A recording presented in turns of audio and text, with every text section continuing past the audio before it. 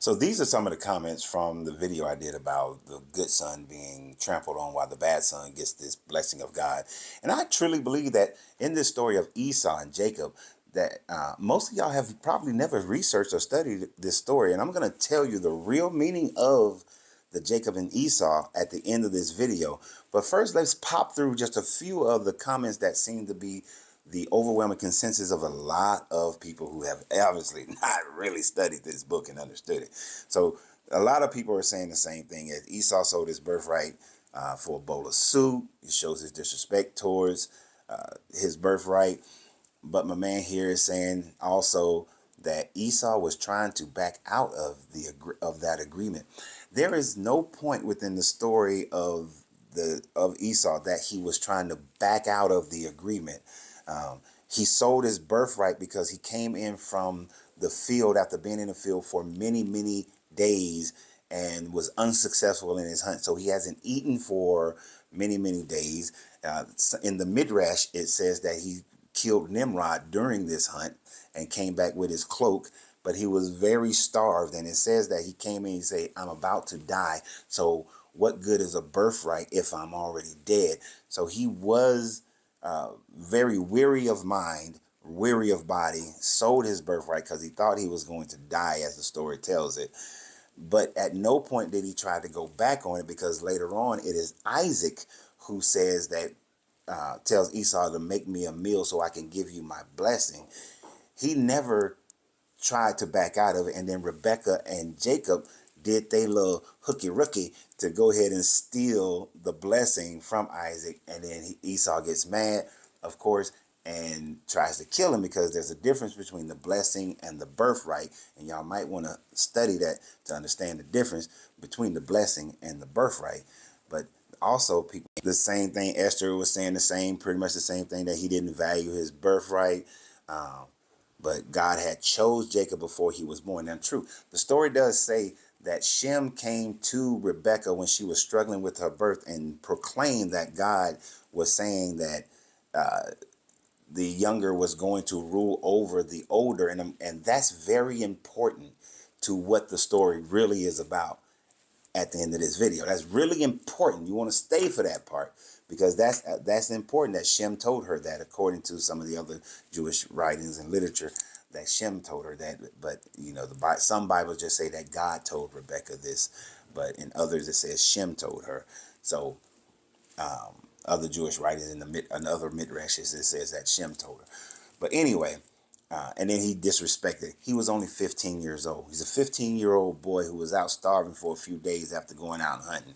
So how many 15-year-olds who feel that way are going to recognize the importance of such things? This is probably one of my favorite ones, where he says, how does Jacob trick Esau when Esau sold it to him fair and square? All right. Esau is the trickster, told his dad to make it seem like Jacob stole it. Esau is a natural born liar. There is absolutely no part of the story where it shows that Esau went and told Jacob what, Esau went and told Isaac what Jacob did. The story just continues on after that. And this is you just making up things so that you can renegotiate the story to fit into what you subscribe to, more than likely with the name Levi. As a Hebrew, most likely a Hebrew Israelite, and meaning you're black, and then you have been taught that Caucasians are the Edomites and that you are to hate the Edomites, although your Bible tells you in Deuteronomy that you are not to despise the Edomites because they are your cousins. So when you find your contradiction of that, then you will find a contradiction in your book. But it clearly states in Deuteronomy that you are to not hate your Israelites. You're supposed to hate the Ammonites and the Moabites, but you ain't supposed to hate the Edomites. I want you to go check that out there, Levi, just to make sure. Now, daily diary is similar to what Esther said, when she's saying that God was keeping his promise to Abraham, which the promise could have went through either through Jacob or Esau. But she's saying that God knew the hearts of both brothers, and so, which were given the opportunity, but Jacob decided, she went through his whole thing, and it was unclear. That's all she wrote. At least that's all I found that she wrote. But this idea that this God had made this promise through Abraham, and that brings me to the reality of the story. So I'm going to tell you archaeologically and historically what this story is actually about. So understand that the story of Genesis is being written in and around between 800 to 500 BCE. That's the time frame it's being written. So during the time frame between Hezekiah, Joachim, and Ezra are the main people that are writing this book, that are instructing, that are over the scribes who are putting this together. Prior to that, the story would have been told through the oral tradition. Now, understand the oral tradition didn't start 6,000 years ago. The oral tradition of this story most likely and linguistically started somewhere in around about 1400 BCE. And let me explain why. So in and around 1300 BCE, the area of the Levant was being controlled by the Egyptians. And just all those people in the Levant in that area were Canaanite. You had coastal Canaanites and you had hillside Canaanites. The people who would become Hebrew were your hillside Canaanites. So now, at 1200 BCE, you have the Merneptah stele, which says that that the Pharaoh Merneptah, King Merneptah, came and killed and destroyed the Israelites. Well, defeated the Israelites, right? So you have to get to a group of people named Israelites by the 1200s. So in order to do that, the Israelites had to separate from the Canaanites at minimum about 100 to 120 years prior to that. That's why we get into our 13 to early 1400s that this oral tradition has to be told. Now, in order for you to understand this correctly, for a story to be told and then that story not to be challenged, you need, in their time frame, 2 generations to pass at minimum. 2 generations is 40. Well, a generation was 40 years, so that would be 80 years. So you need at least 2 generations to have passed in order for the overwhelming majority of people who would know that you actually separated from Canaanite people and you have a different story. You're talking about Adam and Eve and Abraham and Jacob and all those older stories.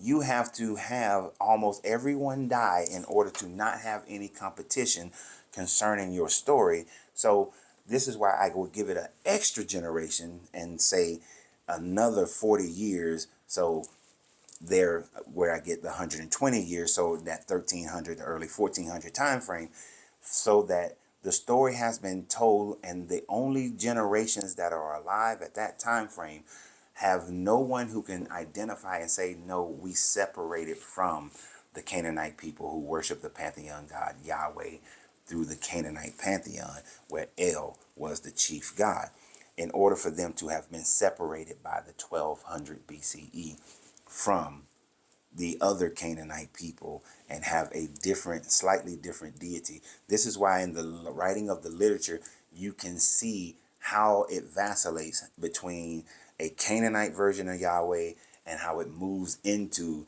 the Hebrew version of Yahweh.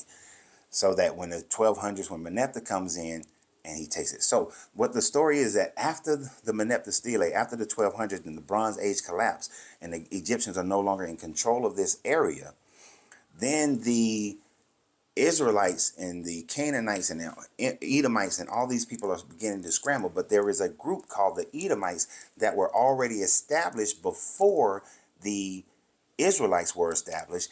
And so the story is about how when the Israelites became the top contender in around the 900s of that area, how they ruled over the Edomites, but the Edomites was a much older tribe. So the Israelites represents Jacob, the Edomites represents Esau, because the younger, who are cousins, brothers, come from the same group of Canaanites. The younger group is ruling over the older group, or the younger kingdom is ruling over the older kingdom, whether it is the Davidic kingdom or not, but the younger is ruling over the older, and that is synonymous with what happens in 2 Samuel when they're ruling over the Edomites. That's what the story is, just an analogy for that aspect of what they claim their history to be. It has nothing to do with actual people. But y'all have a great day. And always remember, you have to free yourself to be yourself because your greatness is non-negotiable. Good journey, good vibrations.